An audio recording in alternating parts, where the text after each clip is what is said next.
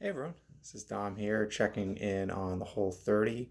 This is the end of week 3, so going along pretty well. If you haven't had a chance, go and check my blog post over on the blog. That's 10minutetakeaways.com. It's the number 10.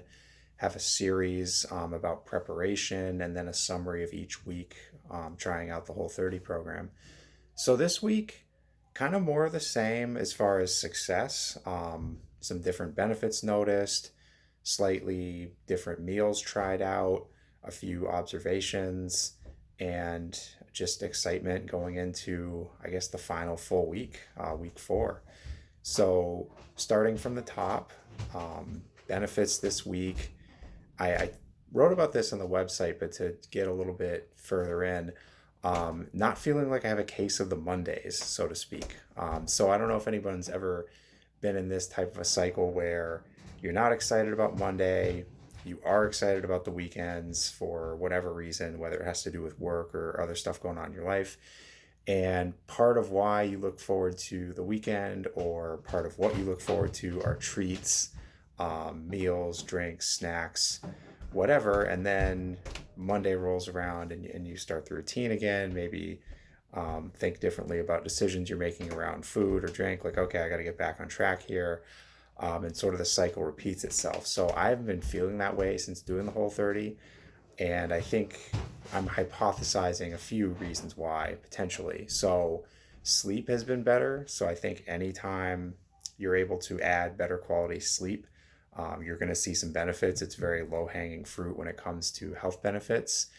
And also, just sort of the compounding effect of if you're having processed foods, alcohol, treats, sugar, all in a condensed period of time, that can impact your sleep, impact the way you feel, and set you up to not be feeling physically so good on Monday. So, regardless of how you may be feeling about work or whatever topics that you're not feeling good about on Monday, the physiology behind how a weekend of indulgence can manifest itself might have something to do with it. So, I've had a lot more mental space. I've mentioned this before, just really focusing on work I need to do when I'm doing it. So being present in the moment, being present in the moment with my family, thinking about putting planning and thought into my meals, but not having my weekly schedule revolve around foods or when I get a treat. So that's been a great benefit and continues to evolve. Energy has still continued to be good. I wrote about that a little bit more last week. I wouldn't say I felt like my energy doubled this week, but it's been good. I've definitely improvements in exercise.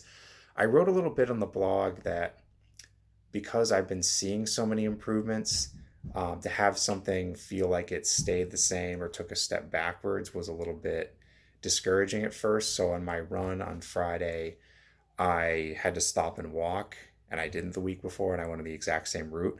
So I did a little walkthrough on why that may be. At the end of the day, when I looked at it, I'm like, it was still a pretty good run. Um, Everything else was great. So I'm just going to chalk that up as it's good to ask why something's happening and maybe think differently. But after I did that exercise, I thought, it's not the hugest deal in the world. Probably not anything I need to make a big adjustment on. So I'll keep an eye on it for sure. Meals this week, explored some different combinations with salads, tried a different soup. I wrote in this blog post for tip of the week, do an inventory of foods that you find yourself going to, even if you're on a program like Whole 30 or trying to make some healthy changes. If you tend to overeat something, it might be better to put that more into the treat category rather than like a daily staple. So for me, that's been mixed nuts. I eat those pretty regularly, buy them once a week, eat them almost every day. So when I found like, okay, probably I'm having a little bit more than I actually need to nourish myself. So I'm just not going to buy any more of those for the duration of the program. I've still got a few almonds left, so I'm going to eat them, not let them go to waste. I still got a few pumpkin seeds, but as far as like the big container of mixed nuts from Costco, we're just going to not replenish that and go with other sources. Also noticed during that time period, there's a mixed nut butter, nut and seed butter that doesn't have peanuts. And I found that that is a way for me to get the benefits of the nuts, but not overeat it. If you take a big spoon of peanut butter or any sort of nut butter, um, one or two spoons is enough. Just like the texture sort of adds up. At least that's what I found. So that's what I've been going to if I'm looking for the healthy fats, the fiber from mixed nuts, but not being worried about overeating it. So looking ahead to next week, doing a little family beach trip to Cape Cod.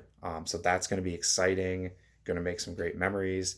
And it's going to be a challenge and sort of an affirmation to say you can go on vacation and not just torpedo your gains completely. So I'm still going to be on the Whole30. I intend to stick with it. I'll do some pre prep, make sure I can bring some compliant snacks with me, and also think in advance like what can I order and like still get some great seafood, which is part of doing some sort of a beach trip, but making sure you know what to avoid. So breaded, fried foods, um, dairy, no clam chowder, no.